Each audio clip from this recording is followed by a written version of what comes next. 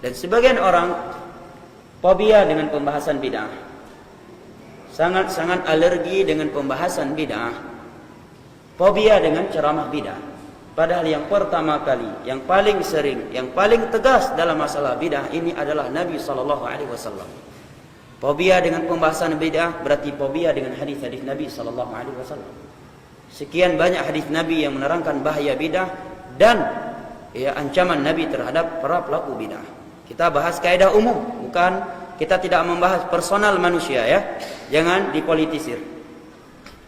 Di dalam hadis Jabir yang diriwayatkan oleh Imam Muslim, Nabi di setiap khutbah Jumat mengawali khutbahnya salah satunya adalah dengan ucapan beliau setelah membaca innal hamdalillah 3 ayat dari surat Ali Imran, ya ayyuhalladzina amanu taqullaha haqqa tuqatih wa la tamutunna illa wa antum muslimun.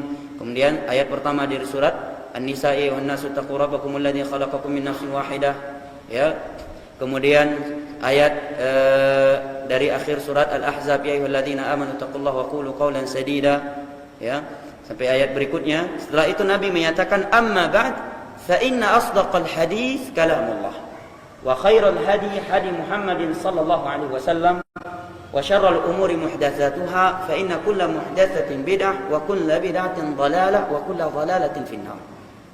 Ketahuilah, sebaik-baik ucapan adalah firman Allah, sebaik-baik petunjuk adalah petunjuk Muhammad sallallahu alaihi wasallam, dan sejelek-jelek perkara adalah perkara baru yang diada-adakan dalam urusan agama.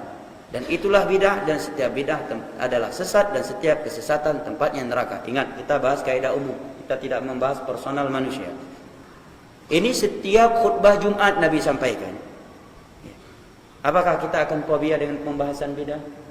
Yang itu merupakan pembahasannya Nabi kita sallallahu alaihi wasallam.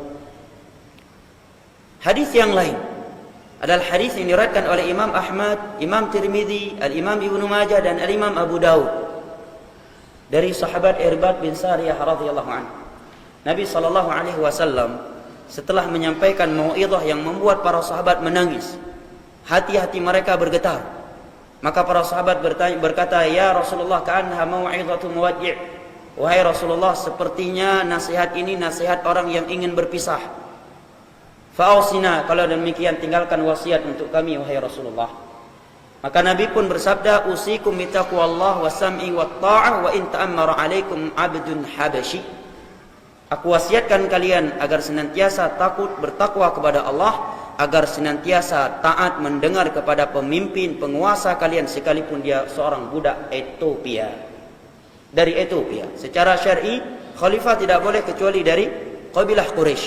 Tetapi andai kata terjadi seorang khalifah dari selain Quraisy dan dia seorang budak dari Ethiopia, pada budak enggak boleh menjadi khalifah. Andai kata terjadi, taat dan dengar kepadanya demi menjaga persatuan, kedamaian, ketentraman, dan agar tidak terjadi pertumpahan darah di tengah-tengah kaum muslimin. Ya, apalagi kalau dia bukan seorang budak sahaya. Kemudian setelah itu Nabi menyatakan, fa innahu man ya'ish minkum ba'di fasayara ikhtilafan katsira. Karena barang siapa yang hidup panjang setelahku, maka dia akan melihat perpecahan yang cukup panjang dari umat ini. Fa alaikum bisunnati, maka hendaknya kalian, ini wasiat Nabi ketika kita melihat umat Islam telah berpecah belah. Fa alaikum bisunnati, hendaknya kalian berpegang teguh dengan sunnahku. Jalan yang telah beliau tempuh, yang telah beliau tinggalkan dalam urusan agama untuk kita, baik dalam urusan akidah, ibadah ataukah akhlak. Maka ini pesannya Nabi. Kalau ada yang menyatakan ini baik, itu tidak baik, kita tanyakan apakah ada hadis Nabi yang menerangkan Nabi melakukannya, atau ucapan beliau, atau petunjuk para sahabat Nabi. Kalau tidak, saya tidak mau melakukannya, karena pesan Nabi ketika umat Islam telah berpecah belah agar mengikuti sunnah beliau. Dan saya yakin bahwa sunnah beliau itulah yang terbaik daripada sunnah selain beliau.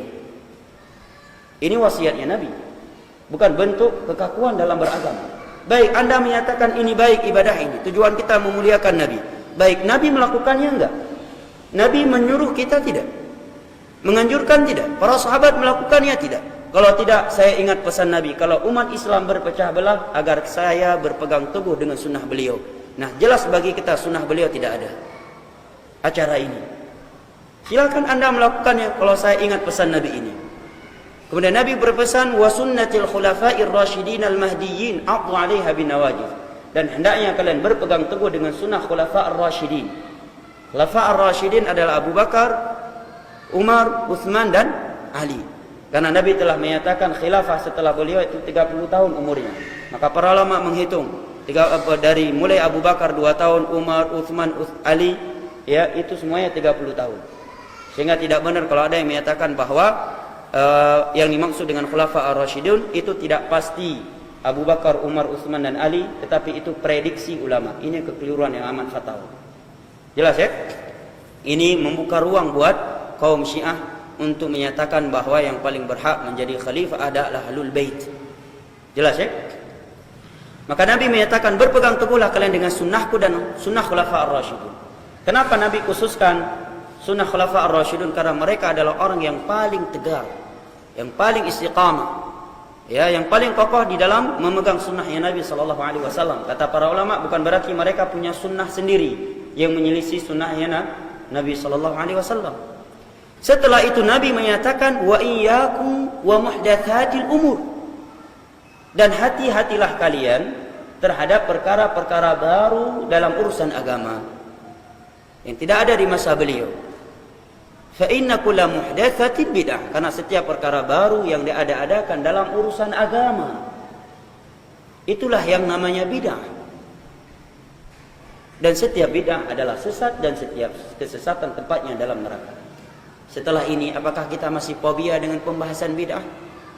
Nabi yang berbicara tentang bid'ah. Andai kata Nabi tidak berbicara tentang bid'ah, tidak boleh kita berbicara tentang bid'ah. Andai kata Nabi tidak menerangkan bahayanya bid'ah, maka kita tidak boleh menerangkannya. Tetapi karena Nabi yang menjelaskannya, maka kewajiban kita adalah menyampaikan hadis beliau. Adapun hukum manusia itu antara mereka dengan Allah. Syurga milik Allah, neraka milik Allah.